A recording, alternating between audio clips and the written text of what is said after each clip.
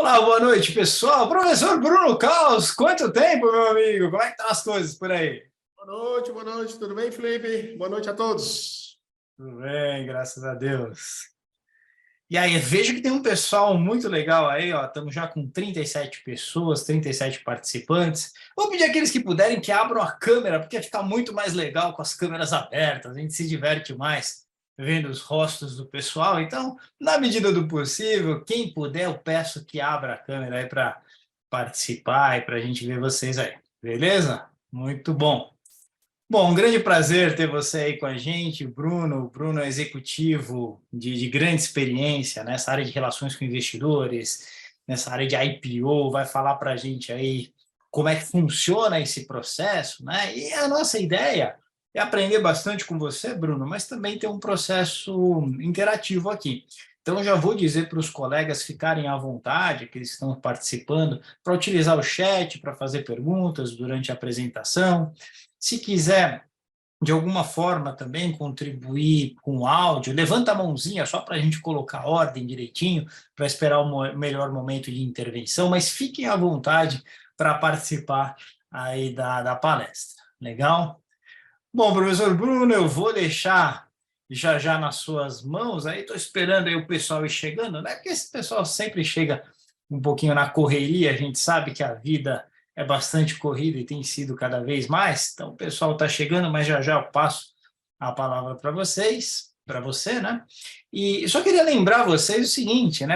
Muito do que o professor Bruno vai falar aqui, né? De forma até mais aprofundada, né? De forma prática, a gente vê em alguns cursos de pós-graduação aqui na FIA. E, notadamente, num deles, que se chama Finanças Corporativas e Investment Banking, a gente tem a possibilidade de estudar de forma aprofundada análise fundamentalista, o processo de IPO, de follow-on, todo o processo de emissão de ações, o próprio dia a dia, a rotina do que é o relacionamento com investidores. E nós temos uma turma começando esta semana, na quinta-feira agora, né? Então, nós temos as últimas vagas aí disponíveis, né? Porque a turma está começando, ok? Então, a data limite é hoje. E se você quiser participar dessa turma de pós-graduação, é o curso mais procurado da FIA, então a gente já bateu mais de 100 turmas de alunos desse curso especificamente, tá certo? Então, vale muito a pena, é uma pós-graduação que a gente se aprofunda fortemente nessa área de finanças corporativas e de investment bank, legal?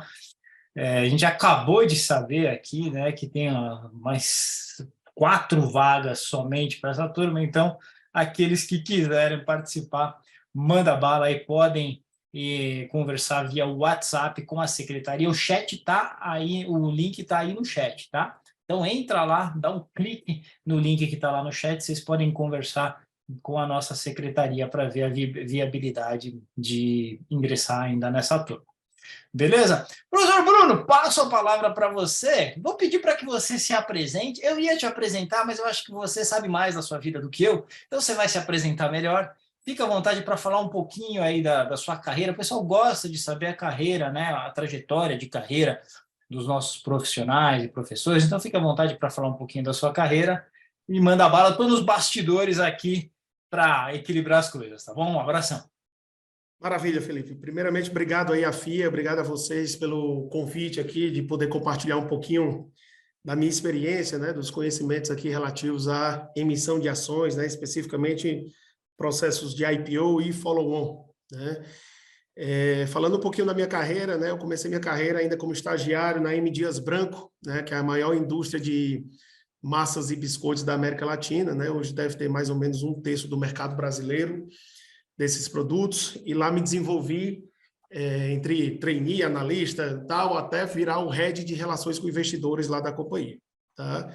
Então, eu fiquei no total lá 6 anos na M. Dias Branco, dos quais 3 anos como head de RI da companhia. E, passada essa experiência na M. Dias Branco, eu tive a oportunidade de me tornar CFO lá do Grupo Apvida, que hoje é o Grupo Apvida Notre Dame Intermédica, né, que fez a fusão lá com a Notre Dame aqui de São Paulo, e desculpe, e fiquei 5 anos lá, com experiência muito grande de estruturação da empresa, preparação da empresa para abertura de capital, a abertura de capital em si, o IPO, né? Depois tivemos emissão de dívida, follow-on, 17 aquisições no período como CFO lá e integração de parte dessas empresas adquiridas, né? Então, foi uma experiência bastante interessante lá. Em seguida, tive uma experiência completamente nova na minha vida, trabalhando com um startup, tá? A Q Saúde, que recentemente foi vendida para a Alice, né? Que são duas startups do setor de saúde. Eu fiquei 1 ano e meio lá, trabalhando na busca do break-even, né, da companhia, né? Que é uma característica muito importante lá das empresas que estão começando. E mais recentemente, né, em setembro do ano passado, eu fui convidado para me tornar vice-presidente financeiro aqui da ESE Seguros, que é uma empresa ainda com 3 anos e meio de operação, mas que já está aí dando o que falar no mercado, crescendo bastante ao longo dessa jornada de operação. E estamos aqui estruturando a área financeira, preparando a companhia também para dar futuros saltos lá de crescimento e, eventualmente, de abertura de capital nos próximos anos, tá? Então, muito como você falou, né? A minha experiência muito relacionada aí a mercado de capitais, muito relacionada à área financeira, a processos de abertura de capital, relacionamento com o investidor e por aí vai, tá? Sou mestre e doutor em finanças, né? Fomos colegas lá da FEA USP, né? Eu fiz o doutorado lá, terminando em 2015 o doutorado, e resolvi ter esse mix aqui de acadêmico e profissional, digamos assim, né? Profissional dentro das empresas, né? E atualmente leciono aqui na FIA, né? Inclusive, das 100 turmas que você falou aí, eu tive o prazer de, se eu não me engano, a primeira turma que eu lecionei foi a turma 11 ou 12, mais ou menos, de Finanças Corporativas e Investment Banking, e tenho muito orgulho de ser professor da FIA. Amanhã estarei na turma 83, dando aula sobre emissão de ações aí também, sobre IPO, ADR, etc. Hoje vamos fazer um overview. Amanhã tem um aprofundamento muito pesado lá com o pessoal, de conhecimento e detalhamento mais técnico, né? Isso só denuncia a sua idade, Bruno. Isso só denuncia a sua idade. Bom, vamos aqui começar. Deixa eu compartilhar a tela aqui com vocês, tá? Falando um pouquinho aqui, vocês conseguem ver a minha tela aí, tudo certo? Falando um pouquinho aqui sobre emissão de ações, né? A empresa que faz uma emissão de ações é uma empresa de capital aberto, né? É engraçado que toda empresa que fez emissão de ações, ela é uma empresa de capital aberto, mas nem toda empresa de capital aberto é uma empresa que fez emissão de ações, né? Porque você pode ser uma empresa de capital aberto, por exemplo, quando faz uma emissão pública de dívida, né? Mas, obviamente, é muito mais comum você ter uma emissão de ações lá na companhia, né? Lá na B3, né?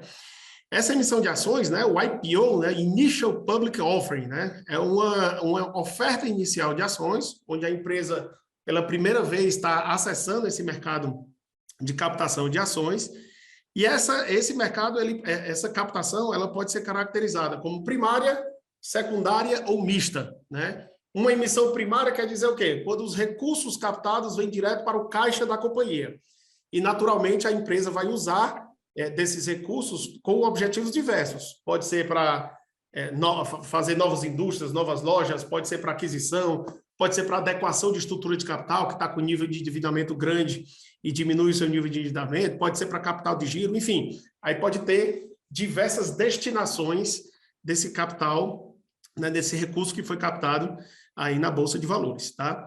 Uma oferta secundária, ao contrário, ela é uma oferta que o dinheiro vai todo para o bolso do acionista, tá? Então, o acionista está vendendo uma fração da companhia e ela não está injetando dinheiro na companhia, ele simplesmente está vendendo parte do capital para aqueles investidores e, naturalmente, ele vai abrir o capital, ele vai ter liquidez para, eventualmente, fazer novas emissões de ações. Essas novas emissões de ações é o que a gente caracteriza como follow-on. Tá? Um ponto muito relevante, Felipe e colegas aqui, que essa é uma decisão que é uma decisão muito importante no ciclo de vida da companhia. Uma vez a companhia fazendo um IPO, ela muda completamente a realidade dela, do seu dia a dia. Primeiro, em vez de prestar conta só para os atuais acionistas, ela vai ter que prestar conta agora para centenas, de repente, milhares de acionistas. Geralmente, a empresa de capital nacional vai prestar conta só para o seu acionista aqui, uma empresa de capital aberto vai ter acionistas nos Estados Unidos, na Europa, não sei o quê, vai ter as obrigações do dia a dia de uma empresa de capital aberto, divulgação de resultado trimestral, auditoria externa, geralmente feita por uma Big Four, vai ter uma série de exigências regulatórias, né, por parte da Comissão de Valores Mobiliários, né, que é o órgão regulador do mercado, e isso tudo faz com que a dinâmica da companhia ela vá mudando ao longo do tempo. Ela vá se adaptando a essa nova realidade e se adaptando um pouco da pressão, esse é o nome mesmo, da pressão dos investidores. Eu vou tomando água aqui ao longo do tempo, porque eu falo demais e aí minha garganta seca. Mas a gente ela vai tomando corpo no sentido de prestar conta com esses milhares de investidores, pessoas físicas, pessoas jurídicas, fundos de pensão, fundos assets, né, gestora de recursos, enfim, uma diversidade muito grande de investidores que têm visões diversas e têm demandas diversas para a companhia, tá? Então, realmente é um ponto bastante relevante, né, um ponto de decisão bastante relevante, uma vez que os acionistas optam por fazer uma abertura de capital na B3, tá? E o IPO é o Initial Public Offering. Quando você já está dentro do mercado, se você quer fazer novas emissões de ações, e aí você tem o chamado follow-on, né, que são as ofertas subsequentes de ações. Comparativamente ao IPO, um follow-on é muito mais simples de se fazer. Por um simples motivo, a empresa já é da Bolsa de Valores, a empresa já cumpre com todos aqueles requisitos regulatórios, a empresa já tem uma área de relações com investidores, a empresa já é auditada há X anos, então ela já cumpre quase que na totalidade dessas exigências de uma empresa de capital aberto. O que ela vai ter que fazer é um processo adicional, né, a preparação de uma documentação, de um formulário de referência, etc., é um processo adicional e uma ida a mercado para chamar esses novos investidores para fazer uma nova captação. Mas eu que passei tanto por um IPO como por um follow-on, o IPO é muito mais doloroso, é a primeira vez que você está fazendo aquele negócio, é a primeira vez que a empresa está se estruturando, então você tem uma complexidade muito maior de estruturação da oferta inicial. Não que o follow-on não seja desafiador, mas comparativamente com o IPO, é muito menos, dadas essas características que eu falei para vocês. Então, o follow-on é uma continuidade de uso do mercado de capitais como fontes de financiamento para a companhia. A companhia já está na Bolsa de Valores, já está sendo negociada lá, e ela pode trazer novos investidores para aquele pool de investidores, ou alguns acionistas, ou o acionista controlador pode vender parte do capital dela numa emissão subsequente de ações. Primeira pergunta que o pessoal fala assim, mas, professor, pelo amor de Deus, por que uma empresa decide fazer emissões de ação, né? Emissão de ações? Se você está me dizendo que é um processo completo, é árduo, é doloroso, é não sei o quê, que tem que cumprir uma série de exigências, a regulação da Comissão de Valores Imobiliários, por que uma empresa faz uma emissão de ações? Porque tem muitas vantagens de uma empresa acessar mercado. Primeira de todas elas é ampliação da base de captação de recursos financeiros. Uma vez você estando na Bolsa, né, que você já está aderido ao mercado de capitais, você pode utilizar dos diversos instrumentos de captação. Você pode fazer um follow-on, né, que é uma emissão subsequente, mas você pode fazer uma emissão de debêntures, né? Lá no Grupo Apivida, ao longo daqui da nossa conversa, eu vou dando o meu exemplo prático aqui do Apivida, que é para vocês tangibilizarem melhor esses conceitos.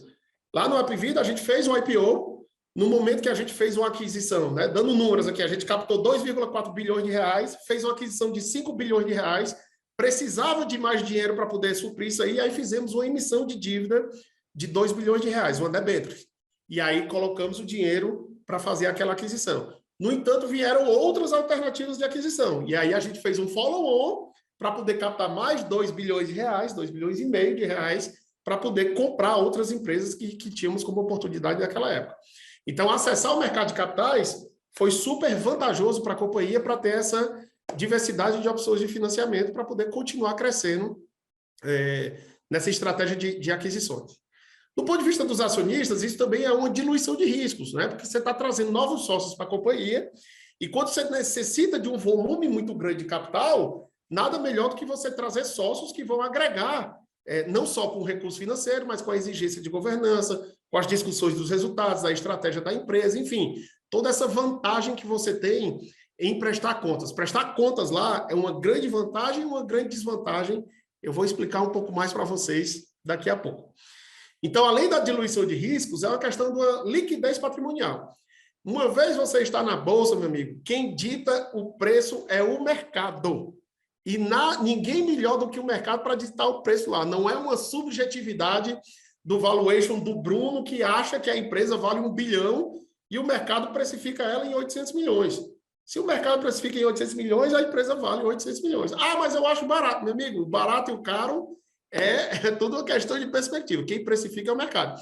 Entrando o preço lá, você pode, obviamente, respeitando as regras regulatórias, ter uma liquidez patrimonial. Isso é, inclusive, relacionado ao último ponto aqui, uma opção de sucessão de empresas familiares.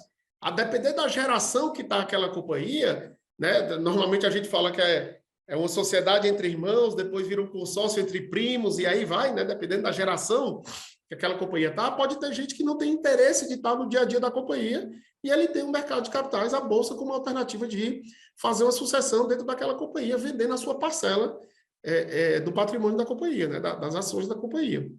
Então, isso é um ponto também super relevante, tanto a liquidez patrimonial quanto a sucessão para empresas familiares. Imagem institucional também é muito relevante. Imagine vocês lá, quando a Apivida fez a abertura de capital, ela ainda era uma empresa do Norte e Nordeste. No momento que ela fez a abertura de capital, que teve exposição na mídia, etc., corretores aqui de São Paulo começaram a ligar para a companhia, querendo saber quando é que a companhia ia entrar lá no mercado de São Paulo, porque queria vender ações da companhia. O IPO foi um super sucesso. Então, isso traz uma mídia espontânea, uma mídia especializada, a sociedade como um todo passa a conhecer mais a companhia. Então, isso tem uma vantagem também bastante grande de imagem institucional. Nós temos eu nem gosto muito dessa palavra profissionalização da gestão, né? Porque, na final das contas, sempre quem está lá na companhia são profissionais, né? Mas isso aqui é no sentido de você, uma empresa que se torna capital aberto, ou que está prestes a se tornar capital aberto, ela se torna mais atrativa para profissionais quererem trabalhar lá, bons profissionais. Pela experiência de ser uma empresa de capital aberto, etc., ter uma realidade diferente, tudo. Afinal, são pouquíssimas empresas aqui no Brasil que têm acesso à Bolsa de Valores, né, que são empresas que já fizeram a emissão de ações. Tá? Então, existe uma atratividade de talentos para atrair talentos, para reter talentos, naturalmente, obviamente, dentro do contexto das políticas de RH das companhias, mas a tendência é que bons profissionais possam estar disponíveis para que você traga para profissionalizar essa gestão, estruturar processo, sistema, pessoas, governança, para que a empresa dê novos saltos de crescimento. Tá? Um outro ponto muito interessante, ação como moeda de troca. No final das contas, a empresa ela passa a ter uma nova moeda que ela pode utilizar como troca. Lá na Apivida, essa aquisição que eu falei para vocês lá de 5 bilhões, que foi a aquisição do Grupo São Francisco, lá de Ribeirão Preto, a gente pagou 4 bilhões e 500 no dinheiro e 500 milhões de reais, 250 milhões de reais, nós pagamos em ação. Tá? Então, a empresa não precisou desembolsar. Ela fez uma emissão de novas ações, os antigos acionistas da São Francisco, eles passaram a ser acionistas da Apivida e, em algum momento depois, venderam as suas ações aí por decisões pessoais. Por quê? Porque a empresa tem um referencial de avaliação do negócio. O preço está estabelecido pelo mercado. Então, essas ações elas podem se tornar uma moeda de troca numa aquisição, numa fusão, enfim. Assim como a Apivida fez com a Notre Dame Intermédica, que fez troca de ações lá no momento da fusão com a companhia. Tá? E, por fim, uma grande vantagem é a melhoria da governança corporativa. A gente sempre fala assim, ai meu Deus, a regulação, é muita exigência, não sei o quê, mas isso é muito benéfico para a companhia. Estabelecimento dos seus comitês, gestão de riscos, controles internos, uma controladoria mais robusta, tudo isso vai dando uma vantagem muito importante para a companhia, para que ela possa efetivamente seguir essa nova jornada, né, com a governança bem estabelecida, com processos, sistemas, enfim, gestão de riscos bem estabelecidas para que ela possa ter o seu desenvolvimento do seu plano de negócios. Tá? Mas como tudo na vida, nem tudo é só vantagens, né? Claro que nós temos algumas desvantagens também da abertura de capital, tá? da emissão de ações. Eu falei para vocês, prestar contas é super bom, porque o pessoal manda o feedback, discute aquele resultado, a estratégia da companhia, etc. Por outro lado, você tem um disclosure de informações. tá? E uma vez divulgada essa informação, você não pode divulgar para fulano, para ciclano. É a divulgação para o mercado como um todo. Então, o que pode acontecer aqui? Vou dar exemplo prático também da minha vida passada. Eu dei aula na FIA para um aluno que era da área financeira da Nestlé e cuidava da área de biscoitos da Nestlé. E eu era da M. Dias Branco, que era a líder nacional lá de biscoitos. Aí o aluno levantou o braço e falou assim, professor, legal lá o resultado de vocês, eu já analisei tudo lá. Eu disse, cadê o resultado da Nestlé de biscoito? Manda aqui para eu ver. Eu disse, não tenho acesso à informação, não. Resultado, os concorrentes têm acesso à tua informação e não necessariamente você tem acesso às informações do concorrente. Então, o disclosure da informação, o nível de informação que você vai divulgar, ele é uma coisa muito sensível, porque ele precisa ser transparente o suficiente para que o investidor faça uma correta avaliação da companhia, mas você não pode abrir coisa demais, porque isso pode ser um tiro no pé perante os seus concorrentes de mercado. Então, isso é uma discussão que é muito importante no momento pré-abertura de capital da companhia. No final das contas, você acaba tendo o que eu chamo, assim, entre aspas, né, de limite da liberdade de gestão. É claro que um acionista controlador, por ter a maioria dos votos da companhia, a decisão que ele tomar está tomada. No entanto, existe uma cobrança muito grande por parte de minoritários, tá?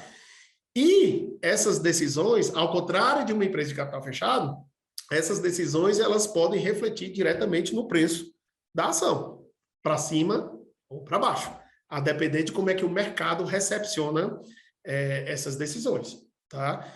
Então, se uma companhia está fazendo reestruturação financeira, que ela divulga aquela lá, vou fazer uma reestruturação financeira porque estou muito endividado, não sei o quê, o mercado vai reagir para aquele lá e vai ver se a decisão da companhia é a mais correta, ou se contratou os assessores corretos, se não, enfim, vai avaliar de uma forma geral a tomada de decisão e tudo reflete no preço, tá?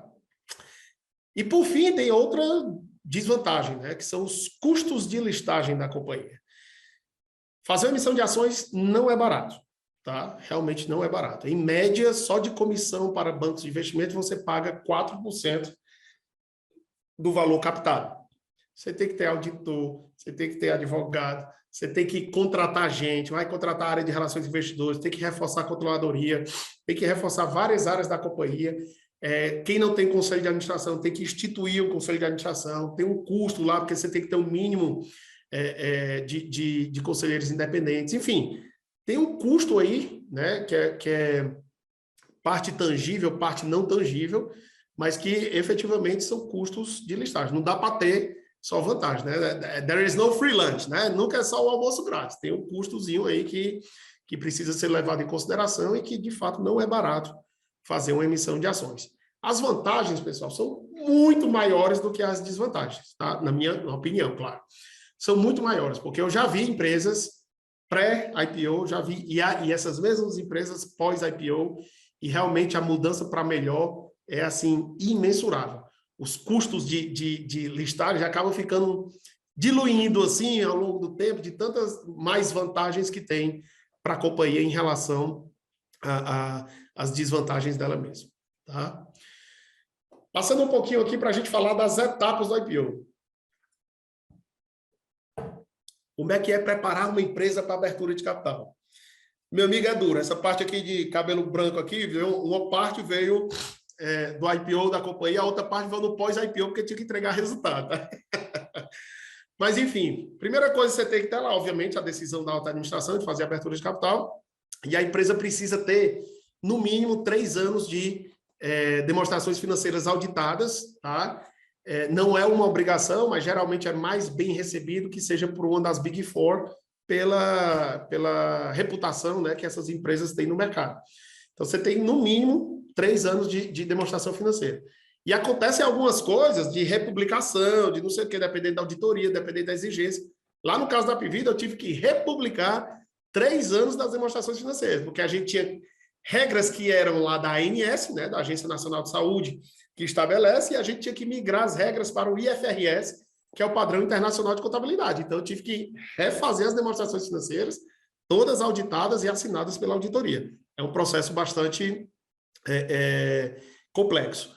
Contratação dos bancos de investimento, isso é um ponto também muito relevante, tá? Dentro do processo do IPO, porque esses caras vão ser quem efetivamente vai te levar para o mercado, né? A intermediação de trazer os investidores para conhecer a tua companhia, de trazer os investidores para avaliar e depois para darem uma oferta de compra da atuação, tá? Então, dentro das estratégias que a gente adota na contratação dos bancos de investimento, é mais uma diversificação de foco de atuação desses bancos. É legal? Hoje é cada vez menos isso, porque todo mundo atua meio que globalmente. Mas é bom você ter um banco forte do Brasil, aqui no Brasil, que tenha muito acesso a investidores aqui, Faria Lima, Leblon, não sei o que, tal. Um banco com muito acesso lá nos Estados Unidos, um banco com muito acesso Europa e Ásia, tá? E aí você consegue ter uma força de vendas pulverizadas no mundo para que possa trazer demanda para a abertura de capital, tá? Então, você faz um kickoffzinho lá da operação, reúne todo mundo lá, tem que contratar advogado também. Você tem que contratar sempre em dose dupla. Se a oferta é só no Brasil, é um advogado para a empresa, um advogado para os bancos. Se a oferta é internacional, tem que ter um advogado para a empresa no Brasil e um para os bancos no Brasil, um advogado para a empresa no exterior e um advogado para os bancos no exterior. Tá? E, naturalmente, os advogados no exterior cobram tudo em dólar, né? Então, você imagina que realmente é um custo bastante mais caro. E aí você prepara os documentos, né, de divulgação da companhia, o prospecto preliminar, formulário de referência, toda essa documentação aqui exigida pela CVM, que é uma documentação bastante complexa. No IPO da Apvida, a gente fez uma documentação que tinha mais de 800 páginas.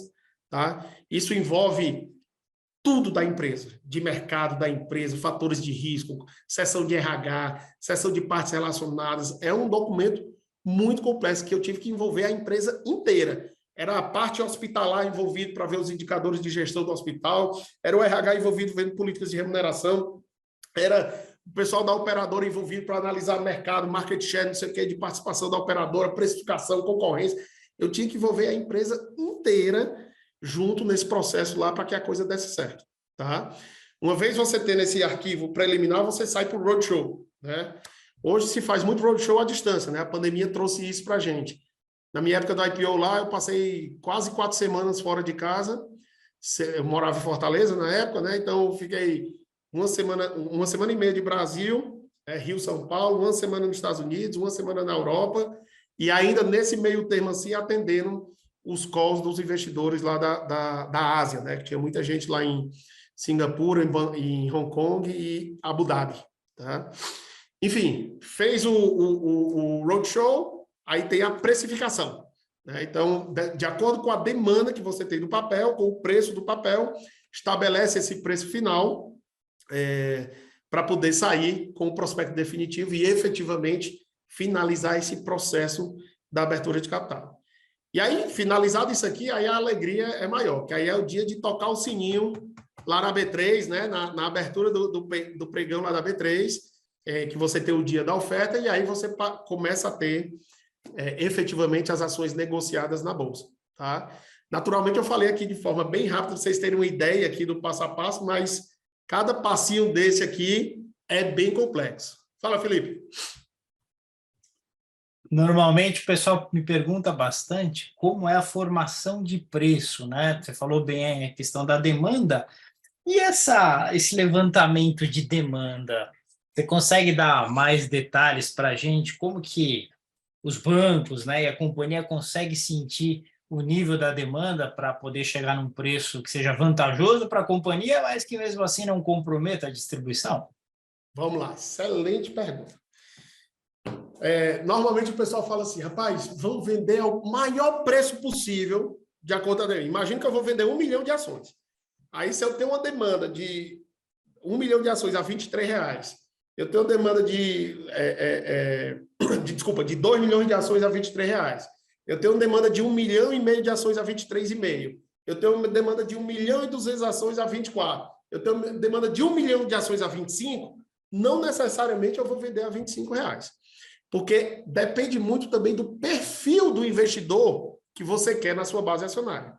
Geralmente, esse cara que colocou a R$25 é muito investidor especulativo. Então, no momento pós-abertura de capital, o teu preço pode cair. Tá? E aí, efetivamente, acaba tendo um respingo na imagem do IPO, da companhia, etc. Tá? Final das contas, Felipe e colegas, isso é um processo que a gente chama de book building. Ele vai criando o livro de demandas dos investidores. Então, a gente fez mais de 100 reuniões durante o IPO. Aí, os bancos, que são responsáveis por agendamento, etc., eles vão acompanhando com o investidor. E aí, vai ter interesse, não vai ter interesse? Se você vai ter interesse, a quantas ações, a que preço? Tem investidor que fala assim, eu compro 10 mil ações a market price. Tem investidor que fala, eu só compro 20 mil ações, mas no máximo a R$ 23. E assim ele vai estabelecendo de acordo com uma faixa de preço que é estabelecida previamente, né? Então, esse é um ponto muito relevante. No momento do IPO da Apvida, a gente não vendeu ao maior preço possível. Porque ao maior preço possível, a gente deixaria de ter na base alguns investidores de qualidade e de longo prazo e investidores internacionais, que são mais longo prazo ainda. Tá? Alguns dos maiores gestores do mundo acabaram entrando na base da companhia. O GIC, que é o Fundo Soberano lá de Singapura, o Fidelity, né, que é um dos grandes fundos de investimento lá de Boston, nos Estados Unidos, que tem quase $1 trilhão de dólares sob gestão. Enfim, foram alguns dos fundos que a gente gostaria de ter na base, que são fundos parceiros, que vão junto contigo no crescimento da companhia, e não aqueles especulativos que podem afetar o preço da ação logo no momento pós-IPO. Tá? E se você analisar retorno de ações, retorno de curto prazo de IPO, você vai ver que é um eletrocardiograma. Tá? Tem ação que dispara 30%, tem ação que fica de lado, tem ação que cai 20%. Tá? Então, você tem... Isso está muito atrelado à qualidade do processo de book building da companhia e à qualidade daqueles investidores que você conseguiu trazer para o book, né? Para o livro de demandas da companhia. Tá? Legal, obrigado, Bruno. Tem uma outra pergunta do Rafael, não sei se você terminou o fluxo, só para não cortar o seu raciocínio aí, porque a pergunta do Rafael você falou a respeito das vantagens, né? Que de um modo geral a empresa melhora muito quando ela faz o IPO. A pergunta do Rafael a partir de que valor, né, que se paga, que vale a pena para a empresa? Ele fala aqui, por exemplo, algum valor, se você tem alguma ideia de faturamento, talvez de tamanho de ativo, tem alguma coisa, alguma fórmula mágica nesse sentido, ou depende muito da companhia? Veja, não existe regulação para isso, ou seja, você tem que ter no mínimo 50 milhões de lucro para ir para... Você tem que ter no mínimo 1 bilhão de faturamento. Não existe essa regra. Tá? Tanto que se você tiver curiosidade, como eu já estudei muito esse negócio assim, eu tenho algumas coisas decoradas aí do passado. Tá? Se você tiver curiosidade, você vai ver que em 2005, a Renan Maçãs fez um IPO de ou foi 14 ou foi 16 milhões de reais. É muito pequeno, completamente fora da curva. Eu me lembro até qual é o ticker dela, RNAR3, Renan Maçãs. Então, eram completamente fora da curva, certo? Completamente fora da curva. Agora, eles optaram por fazer a abertura de capital, com todo o custo que ela tem, com tudo que ela tem. É muito difícil você conseguir fazer isso aí, porque nem os bancos de investimento querem ter o trabalho todo lá para ter um FII de remuneração em cima de um valor tão pequeno de captação. Isso não paga a conta dos profissionais deles. Tá? Então, sendo bem objetivo na resposta, não há uma regra específica. Agora, a empresa não pode ser muito pequena, porque se ela for muito pequena, ela vai ter uma liquidez muito baixa. Em ela tendo uma liquidez muito baixa, afugenta a maior parte dos investidores. Porque o investidor não quer ter o trabalho, né, chega lá, uma empresa que negocia R$100 mil por dia. O investidor que tem um volume de recursos grande, que quer investir no mínimo 5 bilhões de reais, você imagina, eu quero investir 5 milhões para uma ação que negocia 100 mil por dia. Pô, quantos dias eu vou levar para comprar isso aí? Eu vou gerar uma pressão de demanda muito grande. Se eu gerar uma pressão de demanda, o preço sobe. Então, eu te diria que assim, pelo histórico aqui do Brasil, tá? Ofertas de no mínimo 100 milhões de reais e já com dificuldades, tá? A gente tem uma empresa chamada Senior Solutions, aliás, era Senior Solutions, hoje se chama Sinqia, que no momento que ela fez a abertura de capital, se não me falhar a memória, ela fez uma captação de 70 milhões de reais.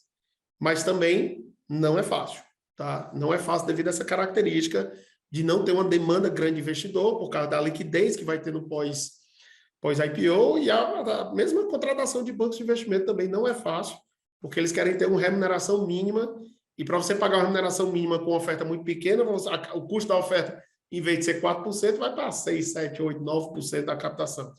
E aí começa a ficar pesado demais fazer essa captação. Tá?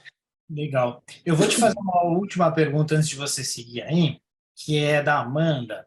Você poderia falar um pouco a respeito do processo de estabilização da oferta? Posso sim. Estabilização, o que acontece? No momento que você faz a abertura de capital e inicia o processo da negociação, você tem, por regra, um negócio que a gente chama de opção de lote suplementar. Você pode ofertar até 15% do valor de ações, do número de ações. Se a demanda for muito grande, o banco de investimento... Imagine que você está vendendo 1 milhão de ações. E aí você tem até 15%, 150 mil ações a mais para vender. Se a demanda está muito grande, o banco de investimento aloca 1 milhão e 150 ações.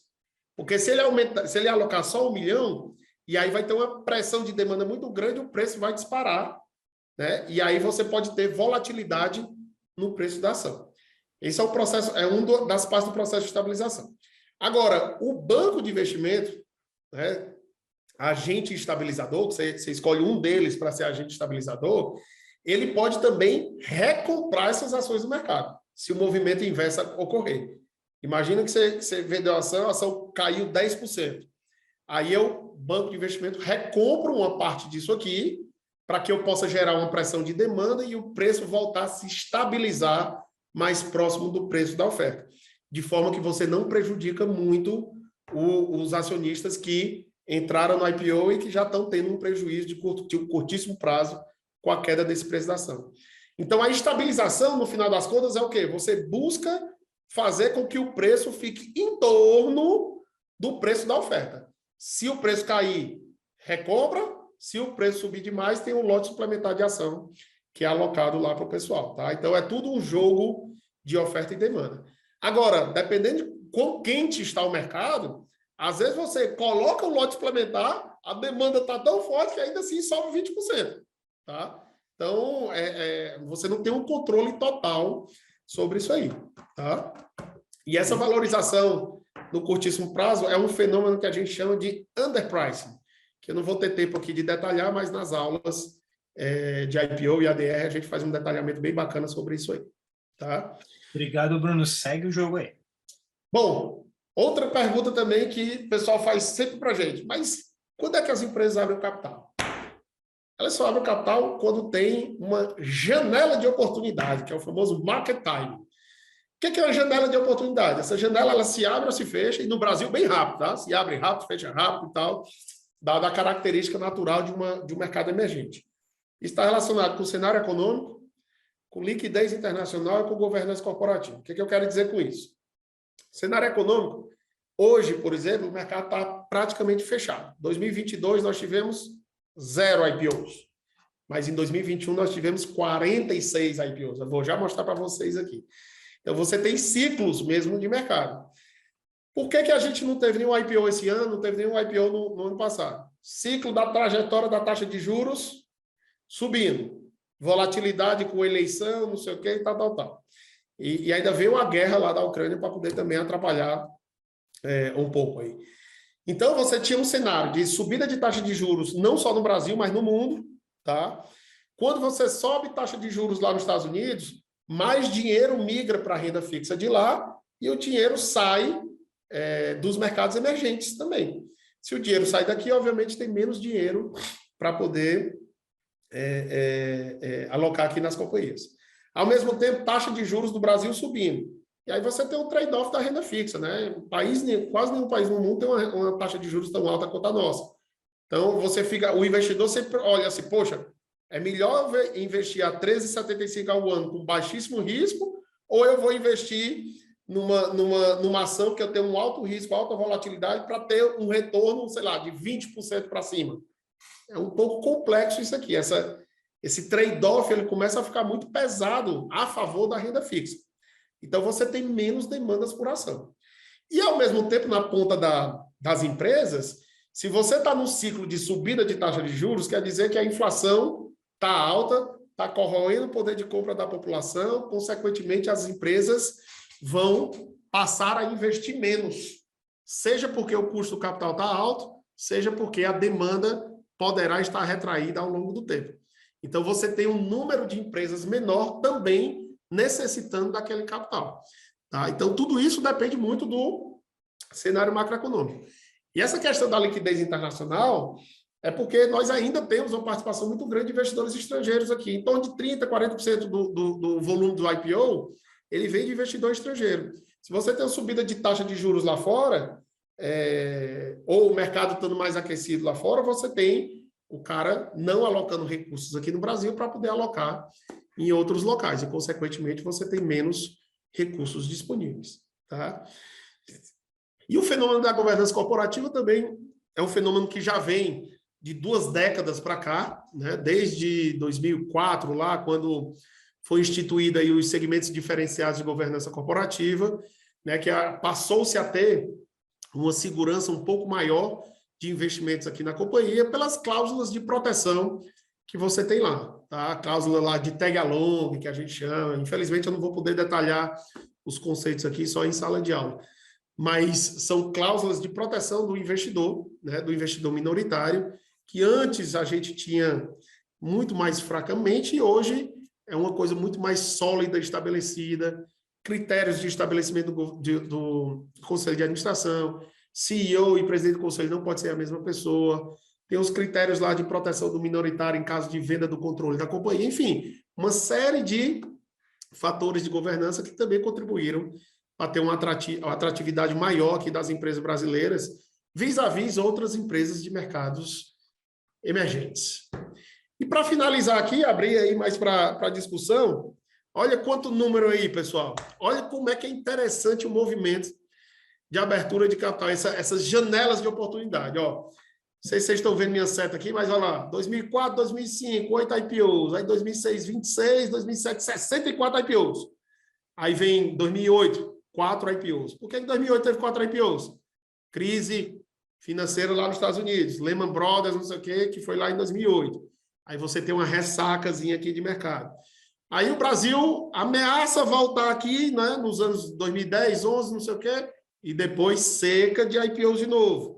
2014, 15, 16. Crise econômica do Brasil, segundo o governo Dilma, dólar disparou, PIB caiu, toda aquela situação macroeconômica complicada. Aí sai aqui de novo 2017, 2018, pouquíssimos IPO, a economia começa a voltar para o lugar, vem novo governo, nova equipe econômica, etc.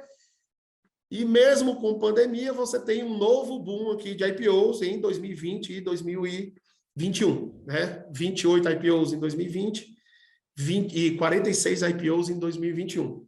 Naquela época, taxa de juros lá embaixo, né? Que é exatamente o contrário que nós temos hoje. Taxa de juros lá embaixo, os investidores queriam diversificar o capital, né? Para poder ter uma rentabilidade maior, porque a taxa de juros, no final das contas, estava com o juro real negativo, que é completamente irreal aqui para a nossa economia. Então, você tem uma migração para a renda variável muito forte. E aí começa a ter demanda desses fundos de investimento e as empresas aproveitam essa janela de oportunidade para entrar no mercado. Tá? É tanto que dizem que nesses momentos, né, entra filé mignon no mercado e entra assim, carne de terceira também no mercado, né? Que aí aos poucos as coisas vão se consolidando, você vai vendo o desempenho das companhias. Você pode ver que hoje tem empresas que fizeram o IPO a um preço X e estão 70% mais baixo do que foi esse preço. Tá? Infelizmente, isso faz parte do mercado, faz parte do jogo, é uma relação de risco e retorno, como a máxima de finanças nos diz. Tá? Então, esses números aqui, pessoal, para a gente finalizar, eles mostram como essas janelas de oportunidades abrem e fecham aqui no Brasil e o que eu recomendo para as empresas que querem abrir o capital. Não é porque o mercado está fechado agora que ele vai ficar fechado para sempre. Se você quer fazer uma abertura de capital, se prepare. Preparação da empresa para fazer a abertura de capital depende de você, acionista, né? De você, executivo, etc. O mercado ninguém controla. Então, você precisa estar preparado com todas essas regras, essas situações, governança, não sei o que e tal, para que quando o mercado der boas possibilidades, você já está ajustado aí para poder acessar o mercado e fazer um IPO de sucesso. Legal. E essa preparação anterior encurta bem o ciclo do IPO em si, né? Rapaz, não tenha dúvida. E eu sofri tanto com isso, porque o movimento lá na Apvida, inicialmente, era de vir um private equity para depois fazer um IPO. Negociamos com o private equity, vimos que não era vantajoso para a companhia, então vamos para IPO direto. Então, aquela fase, né, de transição que você tem quando entra para o private equity, a gente não teve. Então, a rapidez de estruturação, ela teve que ser muito maior, que não é o ideal. Tá? A gente fez o IPO em 4 meses lá na companhia, mas, assim, eu escrevo histórias aqui, tá? Eu tive gente 3 horas da manhã me pedindo demissão e chorando que não aguentava mais e eu acalmando o cara.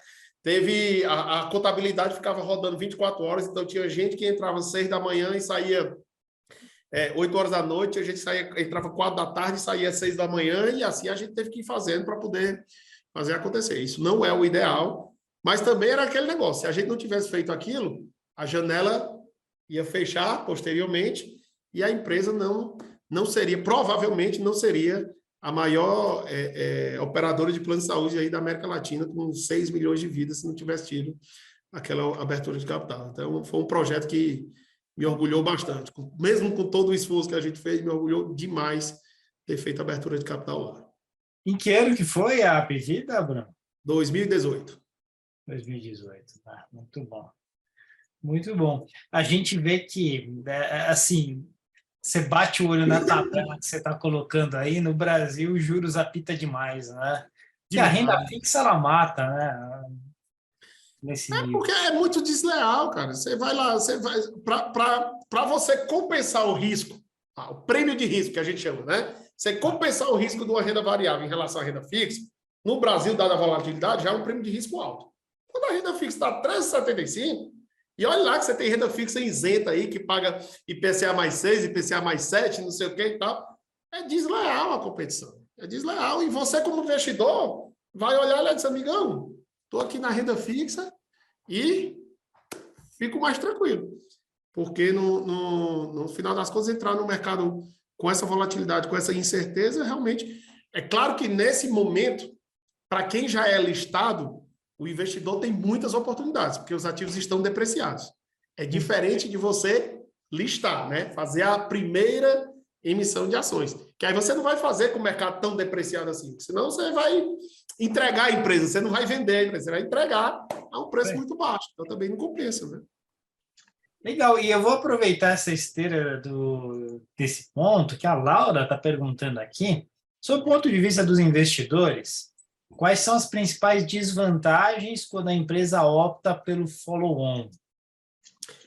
Veja o seguinte, naturalmente, quando a empresa opta pelo follow-on, ela tem destinação dos recursos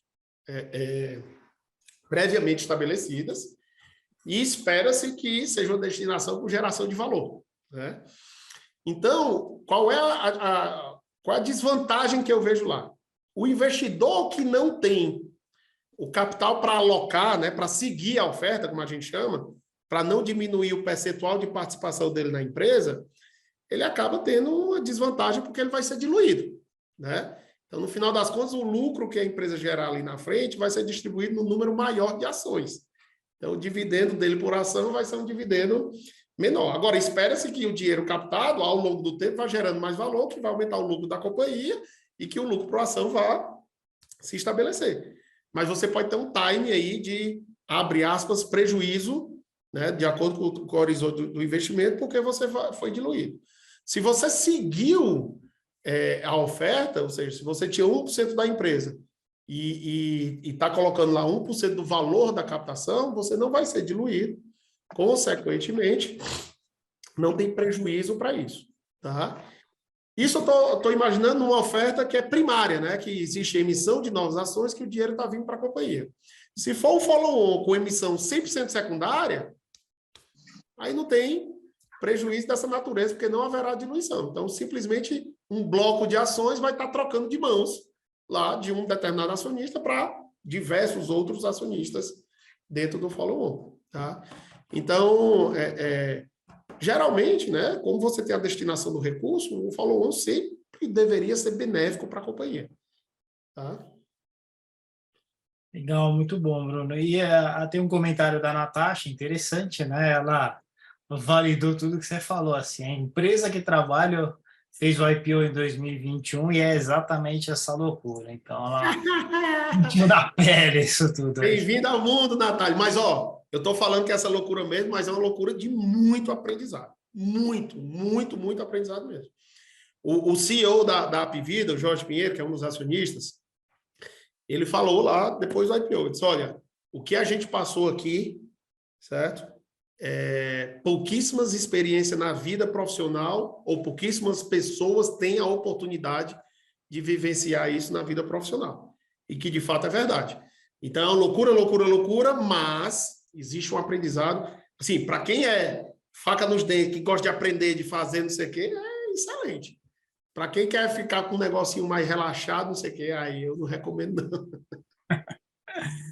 Legal, Bruno, muito obrigado aí pela apresentação, o pessoal elogiando aqui.